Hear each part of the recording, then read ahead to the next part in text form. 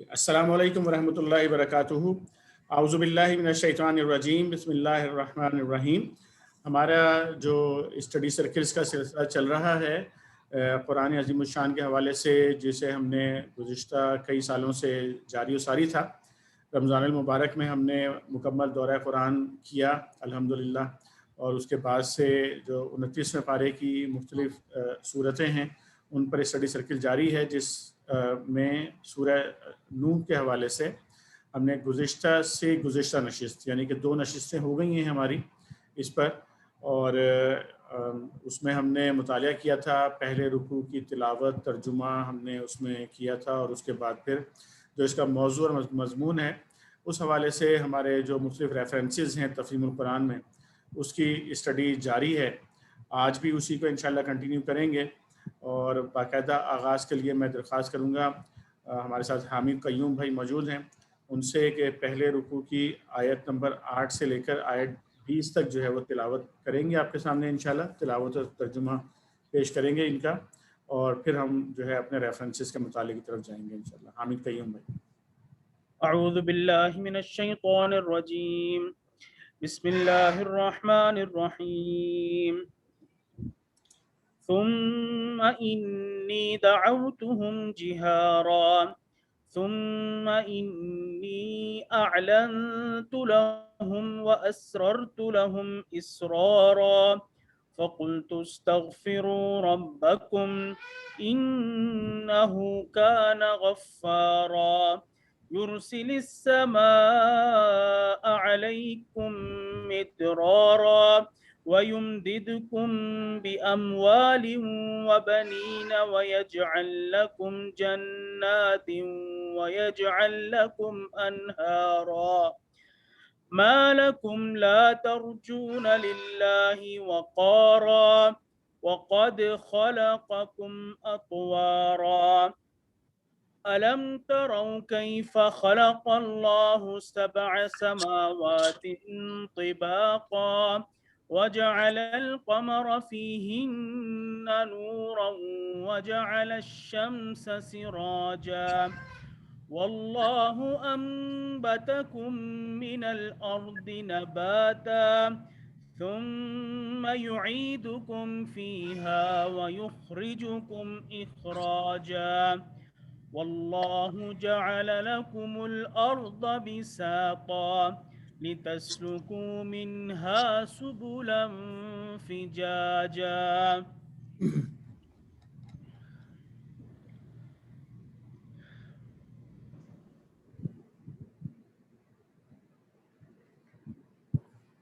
ترجمہ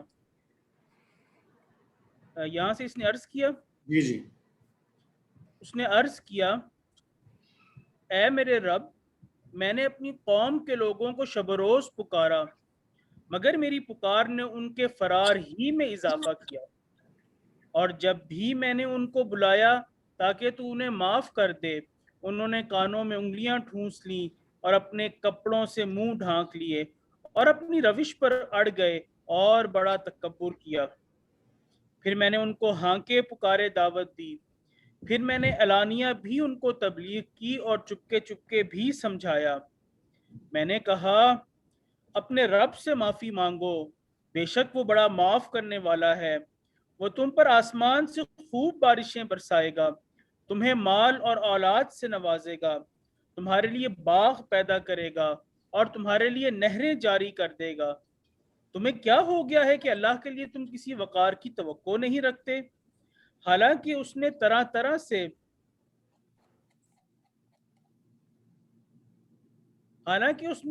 طرح سے تمہیں بنایا ہے۔ کیا دیکھتے نہیں ہو کہ اللہ نے کس طرح 7 آسماں تہ بتہ بنائے اور ان میں چاند کو نور اور سورج کو چراغ بنایا، اور اللہ نے تم کو زمین سے عجیب طرح اگایا، پھر وہ تمہیں اسی زمین میں واپس لے جائے گا اور اس سے یکا یک تم کو نکال کھڑا کرے گا، اور اللہ نے زمین کو تمہارے لیے فرش کی طرح بچھا دیا تاکہ تم اس کے اندر کھلے راستوں میں چلو۔ صدق اللہ۔ جزاک اللہ خیر حامد قیوم بھائی، جزاک اللہ خیر۔ تو یہ الحمدللہ ہم نے اس کی چند آیات کی تلاوت اور ترجمہ دوبارہ سے سنا ہے۔ سورہ نوح پہ چونکہ بالکل ہم شروع میں جو اس کی موضوع اور مضمون کے حوالے سے پڑھ رہے تھے اور اس میں کافی سارے اس کے ریفرنسز یہاں پر دیے گئے ہیں تفہیم القرآن کے میں سے سورہ الاعراف کی آیت نمبر 59 سے 64 تک یہ ہم پڑھ چکے ہیں، سورہ یونس کی آیت نمبر 71 سے 73 تک یہ بھی ہم پڑھ چکے ہیں، سورہ ہود کی آیت 25 تا 29 بھی ہم نے پڑھ لی، اور سورہ المومنون کی آیت 23 تا 31 پڑھی ہے، اور پچھلی نشست میں ہم نے سورہ شعراء کی آیت 105 تا 122 کا بھی مطالعہ کر لیا تھا۔ ہمارے ساتھ طارق سعید بھائی موجود ہیں، میں طارق بھائی سے درخواست کروں گا کہ آپ نے اگر کوئی تلخیص وغیرہ تیار کی ہے اس کی تو آپ جو ہے وہ پیش کیجئے، اس کے بعد جو بقیہ ہمارے اس میں ریفرنسز ہیں انشاءاللہ اس کا مطالعہ ہم کریں گے۔ السلام علیکم ورحمۃ اللہ۔ تلخیص نہیں ہے، بس تھوڑے سے نوٹس ہیں، میں ایک جگہ پہ کچھ پڑھ رہا تھا حضرت نوح علیہ السلام کے بارے میں، تو یہ حضرت نوح علیہ السلام جو تھے وہ حضرت آدم علیہ السلام سے نبی کریم صلی اللہ علیہ وسلم کی ایک حدیث کے مطابق ان کا زمانہ حضرت آدم سے 1000 سال بعد کا ہے، اور اس کے درمیان میں پھر حضرت شیس علیہ السلام ہے، حضرت ادریس علیہ السلام ہے، اس طرح اور بھی نبی ہیں حضرت آدم کے بعد، اور پھر یہ تقریباً 1000 نوح علیہ السلام کا زمانہ شروع ہوتا ہے۔ یہ جو قوم تھی حضرت نوح علیہ السلام کی، یہ شروع میں یہ ہدایت پر ہی تھے، اور نوح علیہ السلام کے آنے سے چند جنریشن پہلے یہ جو بھی اس وقت نبی تھے انہی کی شریعت پہ تھے، لیکن اس کے بعد پھر آہستہ آہستہ ان میں بت پرستی شروع ہو گئی۔ جب حضرت نوح علیہ السلام تشریف لائے تو اس وقت یہ مکمل جو تھے وہ مشرک تھے اور بتوں کی پوجا کرتے تھے۔ تو بتوں کی پوجا اس طرح ان میں شروع ہوئی کہ جب یہ ہدایت پہ تھے تو ان میں بڑے نیک لوگ تھے ان کے، جن کے نام تھے بدان اور سوان، یگوتا، یواگا، ناظران۔ یہ مثالیں ہیں ان کی جو رائٹیس پیپل تھے ان میں اس وقت۔ ان کا جب انتقال ہوا تو یہ بہت سیڈ ہو گئے اور بڑے متاثر تھے ان سے۔ تو یہ ایک وہ جیسے وہ ہوتی ہے وہ گاؤں میں جو کٹھے لوگ چوپال جہاں یہ بیٹھتے ہیں، وہاں یہ بیٹھ کے تو بڑے سیڈ ہوا کرتے تھے، بہت افسوس کرتے تھے، مطلب تھوڑا سا غیر معمولی طور پہ یہ اس افسوس کی حالت میں۔ تو یہاں پھر شیطان نے ان کو بہکایا کہ تم اتنے افسردہ ہو تو میں کیوں نہ یہاں ان کا ایک سٹیچو سا بنا دوں جہاں چوپال کے پاس، کہ تم انہی کی شکل کا ان لوگوں کی، کہ تم ان کو یاد کرو اور ان کو یہ تمہیں نظر بھی آئیں۔ تو انہوں نے کہا ٹھیک ہے، وہ اس نے وہاں بنا دیا۔ پھر آہستہ آہستہ، لیکن کوئی پوجا پرستش کچھ نہیں تھی، بس وہ ایک یادگار کے طور پہ اس طرح جیسے یہ سٹارٹ ہوتا ہے، جیسے شیطان عموماً برائی اسی طرح کی بڑی معمولی سی بات سے شروع کرتا ہے، پھر اسی کو آگے لے کے چلتا ہے۔ تو اس کے بعد پھر اس نے کہا کہ اگر آپ گھروں میں چلے جاتے ہیں تو اگر آپ چاہیں تو میں آپ کے گھروں میں بھی، چونکہ آپ کو ادھر آنا پڑتا ہے چوپال پہ، تو میں آپ کو گھروں میں بھی چھوٹے چھوٹے یہ ان کے جو ہیں وہ مجسمے بنا کے دے دیتا ہوں تاکہ آپ کو اتنی تکلیف نہ ہو۔ تو وہ راضی ہو گئے اور گھروں میں بن گئے۔ پھر آہستہ آہستہ جب وہ سفر پہ جاتے تھے تو وہ چھوٹا سا مجسمہ ساتھ اٹھا کے لے جاتے تھے۔ لیکن اچھا وہ جو جنریشن تھی وہ تو ان کی پوجا نہیں کرتی تھی۔ پھر بعد میں جو جنریشن آئی، جب ایک برائی شروع ہو جاتی، پھر آگے وہ جب سویئر ہوتی، انہوں نے پھر ان سے دعائیں مانگنا شروع کر دی، اور پھر آہستہ آہستہ باقاعدہ پوجا پرستش، یہاں تک کہ پہلے تصویریں بھی اس نے بنا کے دیں، پھر انہی تصویروں کو اس نے بتوں میں تبدیل کر دیا۔ اچھا یہ پھر جو بت تھے یہ مختلف، کوئی بارش کا تھا، کوئی اور، ہر بت کے پاس ایک ڈپارٹمنٹ تھا جو کہ وہ اس کا وہ ذمہ دار ہوتا تھا۔ یہ تو تھا ان کا۔ جب حضرت نوح علیہ السلام آئے تو انہوں نے ان کو منع کیا اس چیز سے، بت پرستی سے، اور روکا، اور وہ پھر جو ہم نے پچھلی دفعہ سارا ان کا پڑھا کہ وہ پھر لوگ دو گروہوں میں تقسیم ہو گئے۔ جب انہوں نے تبلیغ شروع کی اور انہیں بتانا شروع کیا تو کچھ جو تھے لوگ وہ واقعی بڑے متاثر ہو گئے اور حضرت نوح علیہ السلام کا انہوں نے ساتھ دیا، لیکن وہ وہی غریب طبقہ تھا اور کمزور لوگ تھے۔ تو بلکہ ایک ایسی بھی سٹیج آ گئی جب یہ معاملہ بہت آپس میں بگڑ، ان کے حضرت نوح علیہ السلام اور اس قوم کے جو امیر لوگوں کے درمیان ایک نزاع کی شکل اختیار کر گیا۔ تو انہوں نے یہاں تک کہا کہ اچھا چلو پھر آپ یہ جو غریب لوگ ہیں ان کو آپ ڈسمس کرو تو ہم آپ کی بات سنتے ہیں۔ تو حضرت نوح علیہ السلام نے کچھ وقت کے لیے سوچا، لیکن پھر انہوں نے کہا نہیں، یہ ایسے نہیں ہو سکتا کہ یہ میرے ساتھی ہیں اور میں ان کو چھوڑ دوں. تو یہاں سے پھر یہ معاملہ آگے چلتا ہے. جو آج ہم نے پھر یہی پڑھا کہ حضرت نوح علیہ السلام نے پھر ان کو بتایا اور آخری وارننگ دی. پھر یہاں تک کہا کہ یہ جو 2-4 آیتیں آخر میں آئی ہیں کہ اگر تم معافی مانگتے ہو تو اللہ تعالیٰ بارشیں برسائے گا اور تمہیں اللہ تعالیٰ نعمتیں دیں گا. یہ اللہ تعالیٰ سے معافی مانگنے کے انعامات تھے، اور جو انہوں نے نہیں مانے پھر آگے وہ جو کشتی کا واقعہ وہ پھر آگے کنٹینیو ہوگا. جی جزاک اللہ خیر طارق بھائی. تو باقی بھائیوں کو بھی کچھ نہ کچھ چیزیں ریکال ہو گئی ہوں گی.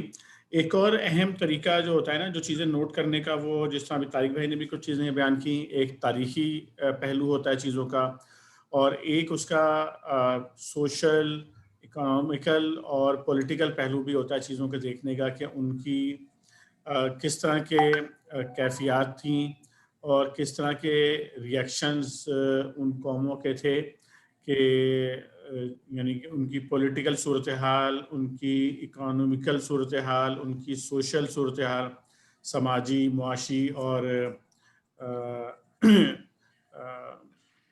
سیاسی جو بھی صورتحال ان کی ہوتی ہے، جو ان کا کنڈکٹ ہوتا ہے اس حوالے سے، یعنی اجتماعیت کا جو پورا کنڈکٹ ہوتا ہے، تو وہ بڑا غور کرنے کی چیز ہوتی ہے، خاص طور پہ جب ہم ان قوموں کا تذکرہ پڑھ رہے ہوں کہ جن کے اوپر اللہ کا عذاب نازل ہوا ہو. کیونکہ اللہ تعالیٰ نے یہ سارے تذکرے اس لیے کیے ہیں قرآن میں تاکہ ہم ان کو پڑھیں اور ان سے عبرت حاصل کریں. عبرت کا مطلب یہ ہوتا ہے کہ ہم ان سے وہ چیز سمجھیں، اس چیز کو جس کی وجہ سے عذاب نازل ہوا، اور اس سے خود بچنے کی کوشش کریں. آگے کا مطالعہ کریں گے انشاءاللہ. سورہ العنکبوت کی آیت نمبر 14-15 جو ہے پہلے ہم پڑھیں گے انشاءاللہ.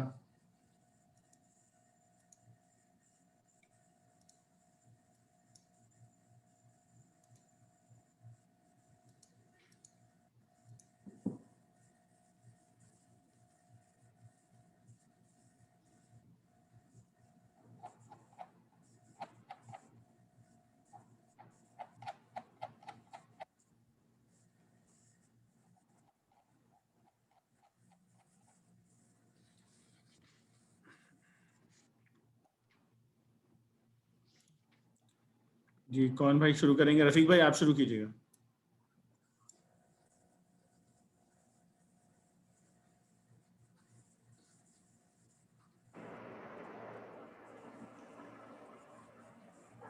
بسم اللہ الرحمن الرحیم. یہ 14 نمبر ہے. جی. ہم نے نوح علیہ السلام کو اس کی قوم کی طرف بھیجا، اور وہ 50 کم 1000 برس ان کے درمیان رہا. آخرکار ان لوگوں کو طوفان نے آ گرا اس حال میں کہ وہ ظالم تھے. یہ ان کی پہلے عائشہ پڑھ لو. جی پہلے آپ دونوں آیات پڑھ لیجئے، کیونکہ جو ریفرنس میں ہم اسی طرح پڑھ رہے ہیں. جی. دونوں آیات پہلے پڑھ لیں ترجمہ، پھر اس کے بعد ایک ساتھ ریفرنسز پڑھ لیجیے گا. جی. پھر نوح علیہ السلام کو اور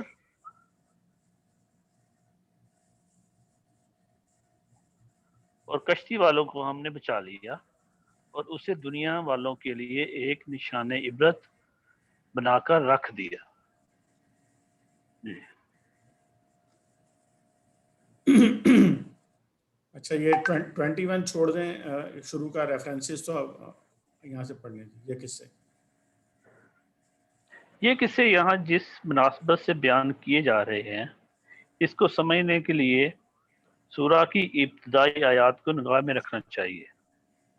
وہاں ایک طرف اہل ایمان سے فرمایا گیا ہے کہ ہم نے ان سب اہل ایمان کو آزمائش میں ڈالا ہے جو تم سے پہلے گزر چکے ہیں.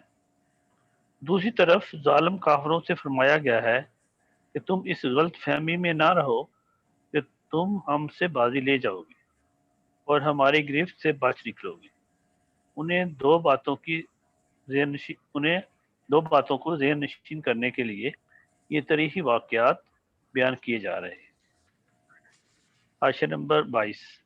اس کا یہ مطلب نہیں کہ حضرت نوح علیہ السلام کی عمر 950 سال تھی، بلکہ اس کا مطلب یہ ہے کہ نبوت کے منصب پر سرفراز ہونے کے بعد سے طوفان تک پورے 950 سال حضرت نوح علیہ السلام اس ظالم اور گمراہ قوم کی اصلاح کے لیے صحیح فرماتے رہے،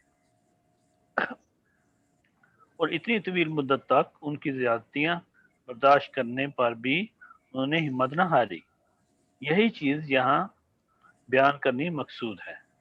اہل ایمان کو بتایا جا رہا ہے کہ تم کو تو ابھی 5-7 برس ہی ظلم و ستم سہتے اور ایک گمراہ قوم کی ہٹ درمیاں برداشت کرتے گزرے ہیں۔ ذرا ہمارے اس بندے کے صبر و ثبات اور عزم و استقلال کو دیکھو، جس نے مسلسل 9.5 صدیوں تک ان شدائد کا مقابلہ کیا۔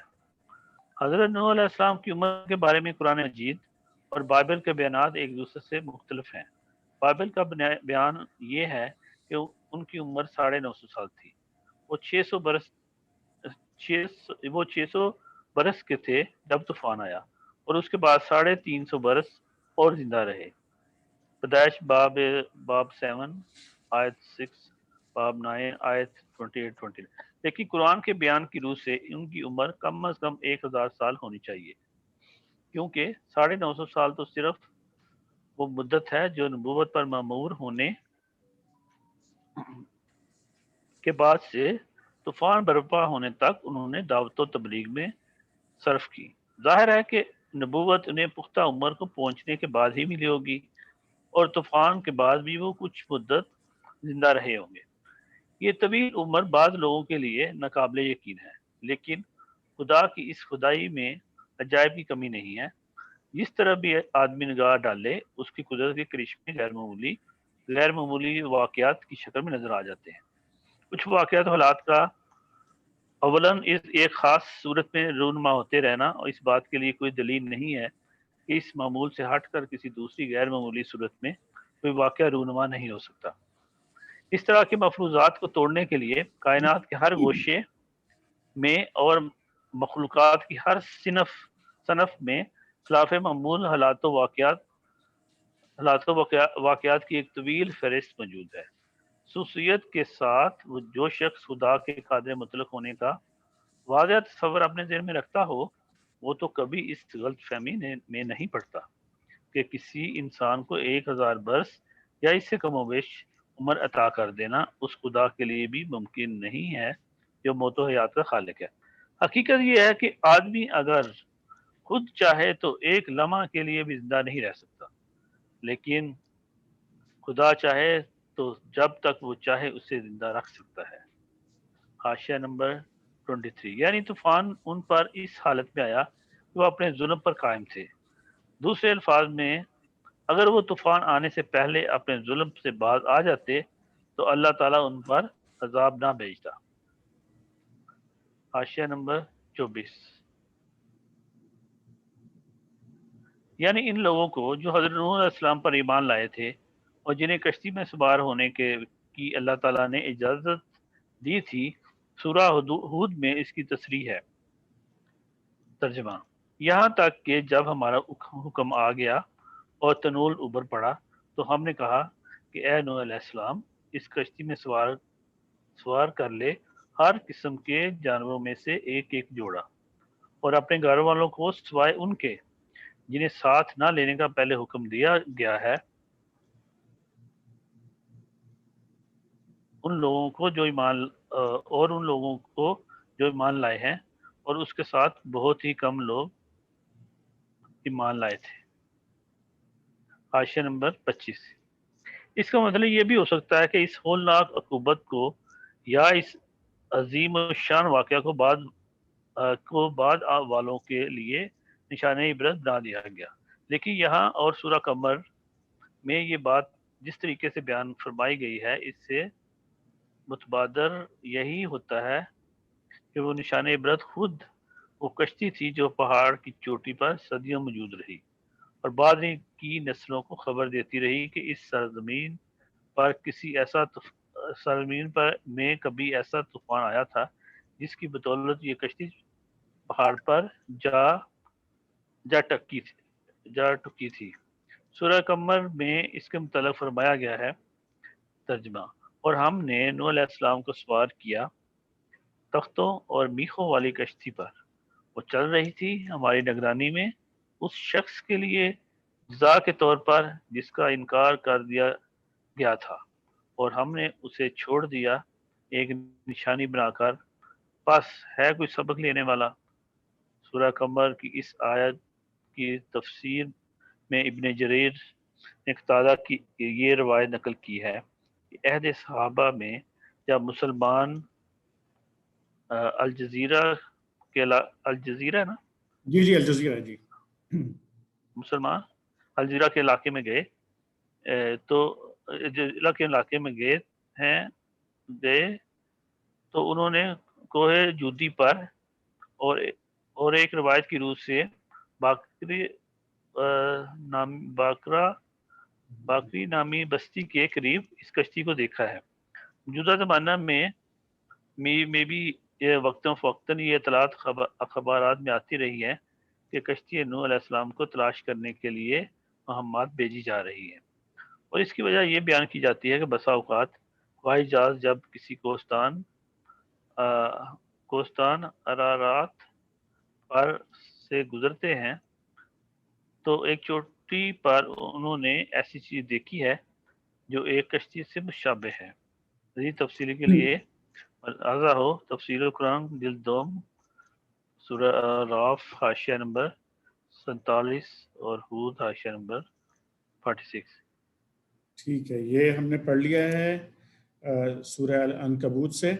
سورہ الصافات کے آیت نمبر 75 سے لے کر 82 تک اب ہم انشاءاللہ اس کا مطالعہ کریں گے، اور یہ مطالعہ جو ہے کون کریں گے؟ یہ عرفان انجم بھائی آپ ہیں؟ السلام علیکم۔ وعلیکم السلام ورحمۃ اللہ۔ جی آپ بھائی اویلیبل؟ میں باہر ہوں تو ابھی ٹھیک ہے، کوئی بات نہیں جی۔ اس کو جو ہے پھر شاہین محمود بھائی آپ ہیں؟ جی السلام علیکم۔ وعلیکم السلام ورحمۃ اللہ۔ آپ اویلیبل ہیں پڑھنے کے لیے شاید بھائی؟ جی جی مجھے پڑھنا ہی ہے۔ آپ کی آواز کافی دور سے آ رہی ہے۔ جی جی میں پڑھنے اس سورہ سے شروع کرنا مجھے؟ جی میں بتاتا ہوں ریفرنس جہاں سے آپ نے پڑھنا ہے، ذرا مائک اپنا قریب کر لیجیے بس، تاکہ آپ کی آواز جو ہے نا وہ ٹھیک ہو جائے گی۔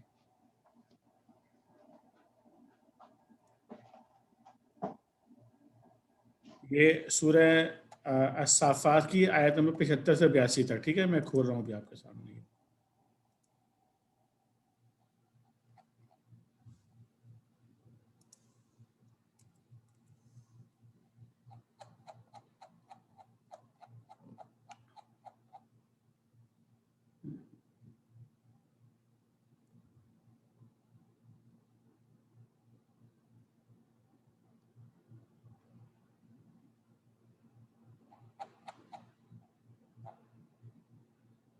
جی یہاں سے یہ شروع ہوگی۔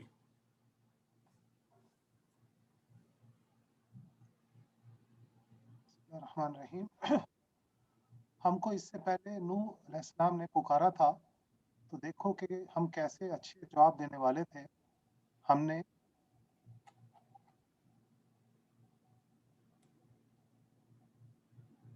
اس کو اور اس کے گھر والوں کو کرب عظیم سے بچا لیا، اور اسی کی نسل کو باقی رکھا، اور بعد کی نسلوں میں اس کی تعریف و توصیف چھوڑ دی۔ سلام ہے نوح علیہ السلام پر تمام دنیا والوں میں، ہم نیکی کرنے والوں کو ایسی ہی جزا دیا کرتے ہیں۔ در حقیقت وہ ہمارے مومن بندوں میں سے تھا، پھر دوسرے گروہ کو ہم نے غرق کر دیا، اور نوح علیہ السلام ہی کے۔ بس ٹھیک ہے، یہیں تک پڑھنا تھا۔ یہاں سے اب آپ جو ہے نا یہ اس کے حاشیہ 39 سے پڑھیں گے انشاءاللہ، ٹھیک ہے؟ اس مضمون کا تعلق پچھلے رکوع کے آخری فقروں سے ہے۔ ان پر غور کرنے سے سمجھ میں آ جاتا ہے کہ یہ قصے یہاں کس غرض سے سنائے جا رہے ہیں۔ حاشیہ 40۔ اس سے مراد وہ فریاد ہے جو حضرت نوح علیہ السلام نے مدتہائے و راز تک اپنی قوم کو دعوت دین حق دینے کے بعد آخرکار مایوس ہو کر اللہ تعالیٰ سے کی تھی۔ اس فریاد کے الفاظ سورہ قمر میں اس طرح آئے ہیں، جس کا ترجمہ ہے کہ اس نے اپنے رب کو پکارا کہ میں مغلوب ہو گیا ہوں، اب تو میری مدد کو پہنچ۔ آیت نمبر 10۔ حاشیہ 41 میں یعنی اس شدید اذیت سے جو ایک برکتدار اور ظالم قوم کی مسلسل مخالفت سے ان کو پہنچ رہی تھی، اس میں ایک لطیف اشارہ اس امر کی طرف بھی ہے کہ جس طرح نوح علیہ السلام اور ان کے ساتھیوں کو اس کرب عظیم سے بچایا گیا، اسی طرح آخر کار ہم محمد صلی اللہ علیہ وآلہ وسلم اور آپ کے ساتھیوں کو بھی اس کرب عظیم سے بچا لیں گے جس میں اہل مکہ نے ان کو مبتلا کر رکھا ہے۔ حاشیہ 42۔ اس کے دو معنی ہو سکتے ہیں، ایک یہ کہ جو لوگ حضرت نوح کی مخالفت کر رہے تھے ان کی نسل دنیا سے ناپید کر دی گئی ہے اور حضرت نوح علیہ السلام ہی کی نسل باقی رکھی گئی۔ دوسری یہ کہ تمام نسلیں انسانی ختم کر دی گئی اور آگے صرف حضرت نوح علیہ السلام ہی کی اولاد سے دنیا آباد کی گئی۔ عام طور پر مفسرین نے اسی دوسری معنی کو اختیار کیا ہے، مگر قرآن مجید کے الفاظ اس معنی میں صریح نہیں ہیں اور حقیقت اللہ کے سوا کوئی نہیں جانتا۔ حاشیہ نمبر 43۔ یعنی آج دنیا میں حضرت نوح کی برائی کرنے والا کوئی نہیں ہے۔ طوفان نوح کے بعد سے آج تک ہزارہ برس سے دنیا ان کا ذکر خیر ہی کر رہی ہے۔ جی ٹھیک، اس کے بعد سورہ القمر کی آیت نمبر 9 سے لے کے 16 تک پڑھیں گے انشاءاللہ، ٹھیک ہے جی؟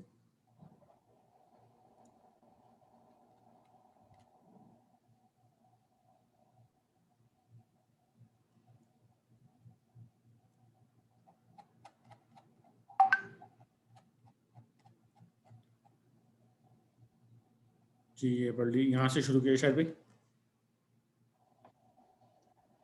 ان سے پہلے نوح کی قوم جھٹلا چکی ہے، انہوں نے ہمارے بندے کو جھوٹا قرار دیا اور کہا کہ یہ دیوانہ ہے، اور وہ بری طرح جھٹکا گیا۔ آخر کار اس نے اپنے رب کو پکارا کہ میں مغلوب ہو چکا، اب تو ان سے انتقام لے۔ تب ہم نے موسلادھار بارش سے آسمان کے دروازے کھول دیے اور زمین کو پھاڑ کر چشموں میں تبدیل کر دیا، اور یہ سارا پانی اس کام کو پورا کرنے کے لیے مل گیا جو مقدر ہو چکا تھا، اور نوح کو ہم نے ایک تختوں اور کینوں والی پر سوار کر دیا جو ہماری نگرانی میں چل رہی تھی۔ یہ تھا بدلہ اس شخص کی خاطر جس کی ناقدری کی گئی تھی۔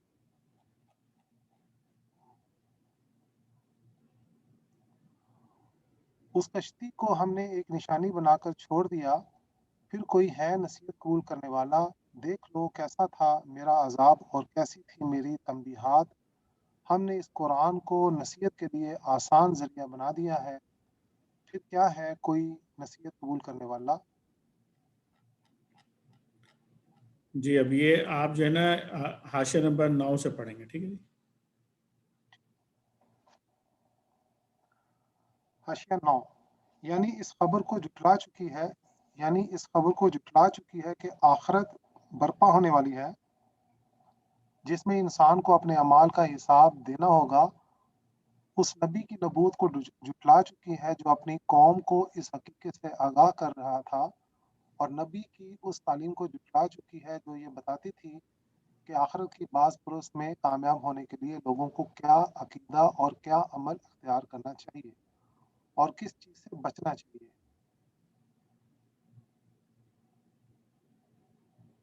حاشیہ نمبر 10۔ یعنی ان لوگوں نے محض نبی کی تکذیب ہی پر اکتفا نہ کیا بلکہ الٹا اسے دیوانہ قرار دیا، اس کو دھمکیاں دی، اس پر لعنت ملامت کی، بچھاڑ کی، اسے ڈانٹ ڈپٹ کر صداقت کی تبلیغ سے باز رکھنے کی کوشش کی اور اس کا جینا دوبھر کر دیا۔ حاشیہ نمبر 11۔ یعنی اللہ کے حکم سے زمین اس طرح پھوٹ بہی کہ گویا وہ زمین نہ تھی بلکہ بس چشمے ہی چشمے تھے۔ حاشیہ نمبر 12۔ مراد ہے وہ کشتی جو طوفان کی آمد سے پہلے ہی اللہ تعالیٰ کی ہدایات کے مطابق حضرت نوح نے بنا لی تھی۔ حاشیہ نمبر 13۔ اصل الفاظ ہیں یعنی سب کچھ اس شخص کی خاطر بدلہ لینے کے لیے کیا گیا ہے جس کا کفر کیا گیا تھا، कुफर अगर इनकार के मैनी में हो तो मतलब ये होगा कि जिसकी बात मानने से इनकार किया गया था, और अगर उसे कुफरान नेमत के मैनी में लिया जाए तो मतलब ये होगा कि जिसका वजूद एक नेमत था मगर उसकी नाकदरी की गई थी। हाशिया नंबर 14। ये मैंने भी हो सकते हैं कि हमने इस अकूबत को एक निशान इबरत बनाकर छोड़ दिया, लेकिन हमारे नज़दीक ज़्यादा काबिल तरजीह मैंने ये हैं कि उस कश्ती को निशान इबरत बना दिया गया। एक बुलंदो बाला पहाड़ पर उसका मौजूद होना सैकड़ों हज़ारों बरस तक लोगों को खुदा के गज़ब से खबरदार करता रहा और उन्हें याद दिलाता रहा कि इस सरजमीन पर खुदा की नाफरमानी करने वालों की कैसी शामत आई थी और ईमान लाने वालों को किस तरह उससे बचाया गया था। इमाम बुखारी, इब्ने अबी हातिम, अब्दुल रज़्ज़ाक और इब्ने जरीर ने कदादा से ये रवायत नकल की है कि मुसलमानों की फतह इराक हो अल जज़ीरा के ज़माने में ये कश्ती जूदी पर और एक रवायत के मुताबिक बकरदिया नामी बस्ती के करीब मौजूद थी और इब्तदाई दौर के अहले इस्लाम ने उसको देखा था। मौजूदा ज़माने में भी हवाई जहाज़ों से परवाज़ करते हुए बाज़ लोगों ने इस इलाके की चोटी पर एक कश्ती नुमा चीज़ पड़ी देखी है जिस पर शुबा किया जाता है कि वो सफीनाए नूह है, और इस बिना पर वक्तन फ़वक्तन इसकी तलाश के लिए मुहिम्मात जाती रही हैं। मज़ीद तफसील के लिए मिलाजा हो तफहीमुल कुरान जिल्द 2 अल-आराफ हाशिया 47, हूद हाशिया 46, जिल्द सोम अल-अनकबूत हाशिया 25। जी, ये तमाम हाशिए हम पढ़ चुके हैं अल्हम्दुलिल्लाह। अब ये हमने अल्लाह का शुक्र है कि यहाँ तक हमने जो रेफरेंसेस थे जितने भी उनका मुताला हमने कर लिया है। तो कबल इसके कि हम आगे बढ़ें और जो तर्जुमे के साथ जो तशरीही जो नोट्स हैं उनका हम मुताला करें, मैं आपको एक चीज़ उससे पहले शेयर करता हूँ। ये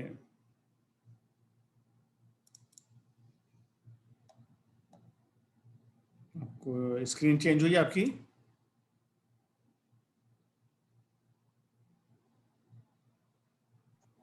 जी चेंज हुई है। प्रेजेंटेशन नज़र आ रही है यहाँ पे? जी जी जी, ये हज़रत नूह अलैहिस्सलाम अभी जो हमने तज़किरा पढ़ा है तो उसमें हज़रत नूह अलैहिस्सलाम को आदम सानी भी कहा जाता है, और ज़्यादातर मुफस्सिरीन इसी बात पर मुत्तफ़िक़ हैं कि नूह अलैहिस्सलाम के ज़माने में जितनी भी इंसानी आबादी थी वो सारी उसी इलाके में मौजूद थी। और ये जो तूफ़ान आया था ये ऐसा नहीं था, वर्ल्ड वाइड तूफ़ान नहीं था, मतलब पूरी ज़मीन पर तूफ़ान नहीं आया था, बल्कि उसी इलाके में आया था। लेकिन चूँकि इंसानी आबादी उसी जगह पर थी तो नूह अलैहिस्सलाम और उनके साथियों के अलावा जितने भी लोग थे उन सबको वहाँ पर डुबोकर गर्क करके ख़त्म कर दिया गया था। और उसके बाद आज की दुनिया में जितनी भी इंसानी नस्ल मौजूद है वो हज़रत नूह अलैहिस्सलाम की नस्ल से मौजूद है। अब ये डायरेक्ट नूह अलैहिस्सलाम की औलाद भी होगी, और ज़ाहिर है कि जो लोग नूह अलैहिस्सलाम पर ईमान लेकर आए थे तो उनकी औलाद भी होगी।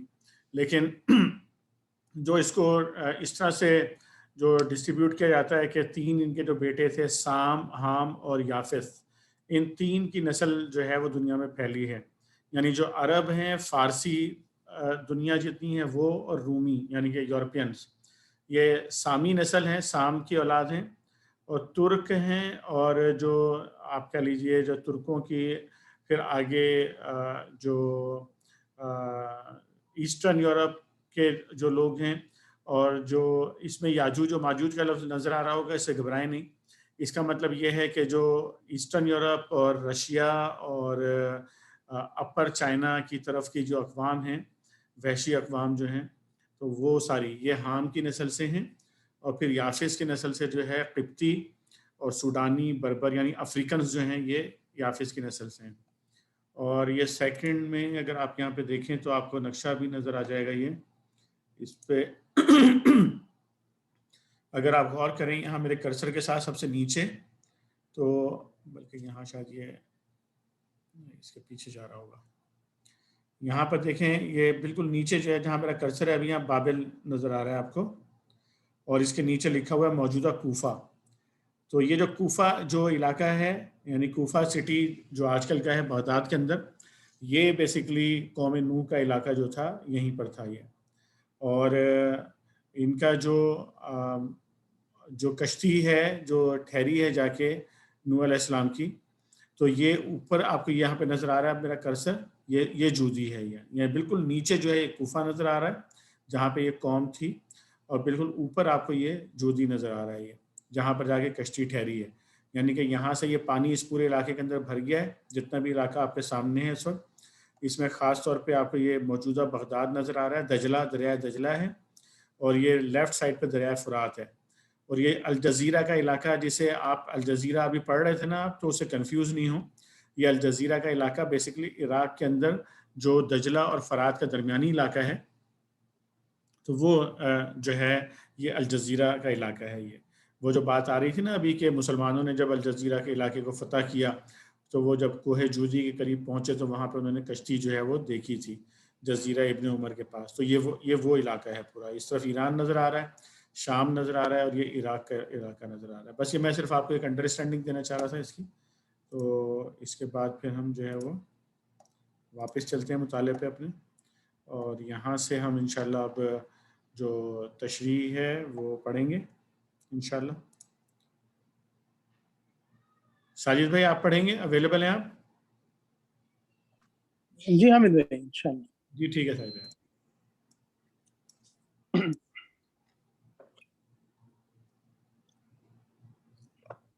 بسم اللہ الرحمن الرحیم. ہم نے نوح کو اس کی قوم کی طرف بھیجا اس ہدایت کے ساتھ کہ اپنی قوم کے لوگوں کو خبردار کر دے قبل اس کے کہ ان پر ایک دردناک عذاب آئے. حاشیہ نمبر 1. یعنی ان کو اس بات سے آگاہ کر دے کہ جن گمراہیوں اور اخلاقی خرابیوں میں وہ مبتلا ہیں وہ ان کو خدا کے عذاب کا مستحق بنا دیں گی اگر وہ ان سے باز نہ آئے، اور ان کو بتا دے کہ اس عذاب سے بچنے کے لیے انہیں کون سا راستہ اختیار کرنا چاہیے. اس نے کہا، اے میری قوم کے لوگوں، میں تمہارے لیے ایک صاف خبردار کر دینے والا پیغمبر ہوں. تم کو آگاہ کرتا ہوں کہ اللہ کی بندگی کرو اور اس سے ڈرو اور میری اطاعت کرو. حاشیہ نمبر 2. یہ 3 باتیں تھیں جو حضرت نوح علیہ السلام نے اپنی رسالت کا آغاز کرتے ہوئے اپنی قوم کے سامنے پیش کی. ایک اللہ کی بندگی، دوسرے تقوی، تیسرے رسول کی اطاعت. اللہ کی بندگی کا مطلب یہ تھا کہ دوسروں کی بندگی و عبادت چھوڑ کر صرف اللہ ہی کو اپنا معبود تسلیم کر کے اس کی پرستش کرو اور اسی کے احکام بجا لاؤ. تقوی کا مطلب یہ تھا کہ ان کاموں سے پرہیز کرو جو اللہ کی ناراضگی اور اس کے غضب کے موجب ہیں، اور اپنی زندگی میں وہ روش اختیار کرو جو خدا ترس لوگوں کو اختیار کرنی چاہیے. رہی تیسری بات کہ میری اطاعت کرو، تو اس کا مطلب یہ تھا کہ ان احکام کی اطاعت کرو جو اللہ کا رسول ہونے کی حیثیت سے میں تمہیں دیتا ہوں. اللہ تمہارے گناہوں سے درگزر فرمائے گا. حاشیہ نمبر 3. اصل الفاظ ہیں یغفر لکم من ذنوبکم. اس فقرے کا مطلب یہ نہیں ہے کہ اللہ تمہارے گناہوں میں سے بعض کو معاف کر دے گا، بلکہ اس کا صحیح مطلب یہ ہے کہ اگر تم ان 3 باتوں کو قبول کر لو جو تمہارے سامنے پیش کی جا رہی ہیں، تو اب تک جو گناہ تم کر چکے ہو ان سب سے وہ درگزر فرمائے گا. یہاں من تبعید کے لیے نہیں بلکہ عن کے معنی میں ہے. اور تمہیں ایک وقت مقرر تک باقی رکھے گا. حاشیہ نمبر 4. یعنی اگر تم نے یہ 3 باتیں مان لی تو تمہیں دنیا میں اس وقت تک جینے کی مہلت دے دی جائے گی جو اللہ تعالیٰ نے تمہاری طبعی موت کے لیے مقرر کیا ہے. حقیقت یہ ہے کہ اللہ کا مقرر کیا ہوا وقت جب آ جاتا ہے تو پھر ٹالا نہیں جاتا. حاشیہ نمبر 5. اس دوسرے وقت سے مراد وہ وقت ہے جو اللہ نے کسی قوم پر عذاب نازل کرنے کے لیے مقرر کر دیا ہو. اس کے متعلق متعدد مقامات پر قرآن مجید میں یہ بات بصراحت بیان کی گئی ہے کہ جب کسی قوم کے حق میں نزول عذاب کا فیصلہ صادر ہو جاتا ہے، اس کے بعد وہ ایمان بھی لے آئے تو اسے معاف نہیں کیا جاتا. کاش تمہیں اس کا علم ہو. حاشیہ نمبر 6. یعنی اگر تمہیں یہ بات اچھی طرح معلوم ہو جائے کہ میرے ذریعے سے اللہ کا پیغام پہنچ جانے کے بعد اب جو وقت گزر رہا ہے یہ دراصل ایک مہلت ہے جو تمہیں ایمان لانے کے لیے دی جا رہی ہے، اور اس مہلت کی مدت ختم ہو جانے کے بعد پھر خدا کے عذاب سے بچنے کا کوئی امکان نہیں ہے، تو تم ایمان لانے میں جلدی کرو گے اور نزول عذاب کا وقت آنے تک اس کو ٹالتے نہ چلے جاؤ گے۔ اس نے عرض کیا، اے میرے رب، میں نے اپنی قوم کے لوگوں کو شب و روز پکارا مگر میری پکار نے ان کے فرار ہی میں اضافہ کیا۔ حاشیہ نمبر 7۔ بیچ میں ایک طویل زمانے کی تاریخ چھوڑ کر اب حضرت نوح علیہ السلام کی وہ عرضداشت نقل کی جا رہی ہے جو انہوں نے اپنی رسالت کے آخری دور میں اللہ تعالیٰ کے حضور پیش کی۔ حاشیہ نمبر 8۔ یعنی جتنا جتنا میں ان کو پکارتا گیا اتنا ہی زیادہ وہ دور بھاگتے چلے گئے، اور جب بھی میں نے ان کو بلایا تاکہ تو انہیں معاف کر دے، انہوں نے کانوں میں انگلیاں ٹھونس لی اور اپنے کپڑوں سے منہ ڈھانک لیے اور اپنی روش پر اڑ گئے اور بڑا تکبر کیا۔ حاشیہ نمبر 9۔ اس میں خود بخود یہ مضمون شامل ہے کہ وہ نافرمانی کی روش چھوڑ کر معافی کے طلبگار ہوں کیونکہ اس صورت میں ان کو اللہ تعالیٰ سے معافی مل سکتی تھی۔ حاشیہ نمبر 10۔ منہ ڈھانکنے کی غرض یا تو یہ تھی کہ وہ حضرت نوح علیہ السلام کی بات سننا تو درکنار آپ کی شکل بھی دیکھنا پسند نہ کرتے تھے، یا پھر یہ حرکت وہ اس لیے کرتے تھے کہ آپ کے سامنے سے گزرتے ہوئے منہ چھپا کر نکل جائیں اور اس کی نوبت ہی نہ آنے دیں کہ آپ انہیں پہچان کر ان سے بات کرنے لگیں۔ یہ ٹھیک وہی طرز عمل تھا جو کفار مکہ رسول اللہ صلی اللہ علیہ وسلم کے ساتھ اختیار کر رہے تھے۔ سورہ ہود آیت نمبر 5 میں ان کے اس رویے کا ذکر اس طرح کیا گیا ہے، دیکھو یہ لوگ اپنے سینوں کو موڑتے ہیں تاکہ رسول سے چھپ جائیں، خبردار جب یہ اپنے آپ کو کپڑوں سے ڈھانکتے ہیں تو اللہ تعالیٰ ان کے کھلے کو بھی جانتا ہے اور چھپے کو بھی، وہ تو دلوں کی پوشیدہ باتوں سے بھی واقف ہے۔ تشریح کے لیے ملاحظہ ہو تفہیم القرآن جلد دوم ہود حواشی 5 تا 6۔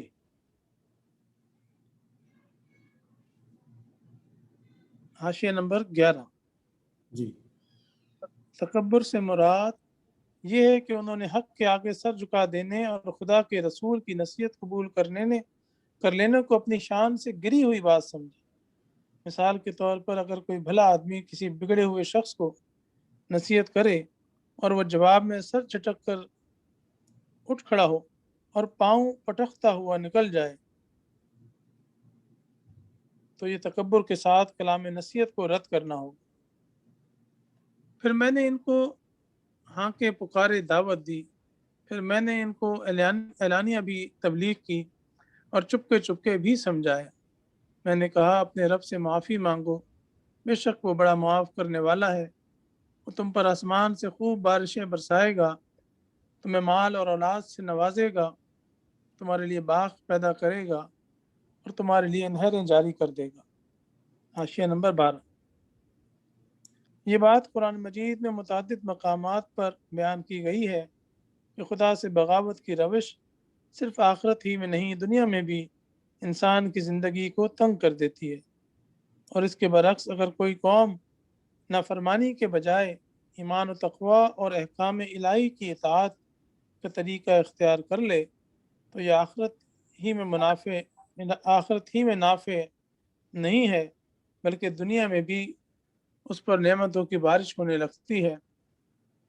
سورۃ طٰہٰ میں ارشاد ہوا ہے، اور جو میرے ذکر سے منہ موڑے گا اس کے لیے دنیا میں تنگ زندگی ہوگی اور قیامت کے روز ہم اسے اندھا اٹھائیں گے۔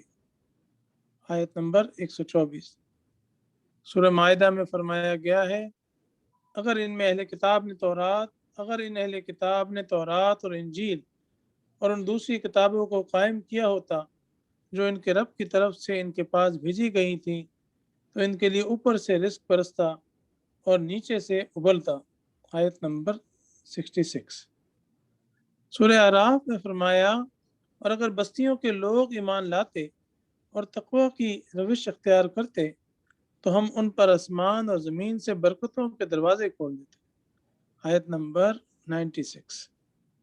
سورہ ہود میں ہے کہ حضرت ہود علیہ السلام نے اپنی قوم کو خطاب کر کے فرمایا اور اے میری قوم کے لوگوں اپنے رب سے معافی چاہو پھر اس کی طرف پلٹو، وہ تم پر آسمان سے خوب بارشیں برسائے گا اور تمہاری موجودہ قوت پر مزید قوت کا اضافہ کرے گا۔ آیت نمبر 52۔ خود نبی پاک صلی اللہ علیہ وسلم کے ذریعے سے بھی اسی سورہ ہود میں اہل مکہ کو مخاطب کر کے یہ بات فرمائی گئی، اور یہ کہ اپنے رب سے معافی چاہو پھر اس کی طرف پلٹ آؤ تو وہ ایک مقررہ وقت تک تم کو اچھا سامان زندگی دے گا۔ آیت نمبر 3۔ حدیث میں آتا ہے کہ رسول اللہ صلی اللہ علیہ وسلم نے قریش کے لوگوں سے فرمایا ایک کلمہ ہے جس کے تم قائل ہو جاؤ تو عرب و عجم کے فرما روا بن جاؤ، تو عرب و عجم کے فرما روا ہو جاؤ گے۔ تشریح کے لیے ملاحظہ ہو تفہیم القرآن جلد اول المائدہ حاشیہ 96، جلد دوم ہود حواشی 3 تا 57، جلد سوم توحا حاشیہ 105، جلد چہارم دباچہ سورہ سواد۔ جی یہ پڑھتے ہیں سورہ جی مائدہ پہلے جی اس کو پڑھ لیں پہلے پورا یہ والا، آپ پھر سورہ مائدہ سے وہ جو ریفرنسز ہیں وہ پڑھ لیں گے انشاءاللہ، ٹھیک ہے نا؟ قرآن مجید کی اسی ہدایت پر عمل کرتے ہوئے ایک مرتبہ قحط کے موقع پر حضرت عمر رضی اللہ تعالیٰ عنہ بارش کی دعا کرنے کے لیے نکلے اور صرف استغفار پر اکتفا فرمایا۔ لوگوں نے عرض کیا امیر المومنین آپ نے بارش کے لیے تو دعا کی ہی نہیں۔ فرمایا میں نے آسمان کے ان دروازوں کو کھٹکھٹا دیا ہے جہاں سے بارش نازل ہوتی ہے، اور پھر سورہ نوح کی یہ آیات لوگوں کو پڑھ کر سنا دی۔ ابن جریر و ابن کثیر۔ اسی طرح ایک مرتبہ حضرت حسن بصری کی مجلس میں ایک شخص نے خوش سالی کی شکایت کی، انہوں نے اللہ سے استغفار کی، انہوں نے کہا اللہ سے استغفار کرو۔ دوسرے شخص نے تنگ دستی کی شکایت کی، تیسرے نے کہا میرے ہاں اولاد نہیں ہوتی، چوتھے نے کہا میری زمین کی پیداوار کم ہو رہی ہے۔ ہر ایک کو وہ یہی جواب دیتے چلے گئے کہ استغفار کرو۔ لوگوں نے کہا یہ کیا معاملہ ہے کہ آپ سب کو مختلف شکایتوں کا ایک ہی علاج بتا رہے ہیں؟ انہوں نے جواب میں سورہ نوح کی یہ آیات سنا دی۔ جی ٹھیک، جزاک اللہ خیر ساجد بھائی۔ اس کے جو یہ پیچھے والے جو ریفرنسز ہیں یہ انشاءاللہ نیکسٹ نشست میں ہم پڑھیں گے۔ آج کا چونکہ ہمارا وقت جو ہے وہ یہاں پر ختم ہونے والا ہے، تو آج کی نشست کو ہم یہیں پر انشاءاللہ اس کو روکیں گے اور اگلا جو ہے وہ پڑھیں گے انشاءاللہ اگلی نشست میں۔ اس وقت تک کے لیے کوشش کریں تمام بھائی کہ جو ابھی تک ہم نے جتنا پڑھا ہے اس میں، جیسے پہلے بھی میں نے آپ سے عرض کیا تھا کہ یہ نشان عبرت ہوتی ہیں وہ اقوام کے جن پر اللہ تعالیٰ نے عذاب نازل کیا اپنا، تو اس لیے ہمیں یہاں سے خاص طور پہ وہ چیزیں پک کرنی چاہیے کہ جو ان کے رویے تھے، ان کے مختلف اجتماعی طور پر اور انفرادی طور پر۔ اور یہاں پر بڑی زبردست ہمارے سامنے ابھی جو بالکل آخر میں ساجد بھائی نے جو مطالعہ پیش کیا ہے ابھی، وہ بھی ہمارے پاس آپ سمجھ لیجئے کہ دنیا کے جو مسائل کا حل ہے وہ بھی ہمارے سامنے آ گیا ہے کہ دنیا میں جن جن مشکلات، مسائل، مصیبتوں میں اس وقت ہم لوگ گھرے ہوئے ہیں ان سے ہم کس طرح نکل سکتے ہیں۔ اس پر بھی انشاءاللہ ڈسکشن کریں گے، اس نقطے پر بھی اگلی نشست میں ڈسکس کریں گے انشاءاللہ۔ آج کی نشست کو یہیں پر روکیں گے۔ طارق سعید بھائی سے درخواست کریں گے کہ دعا کے ساتھ نشست کا اختتام فرمائیں۔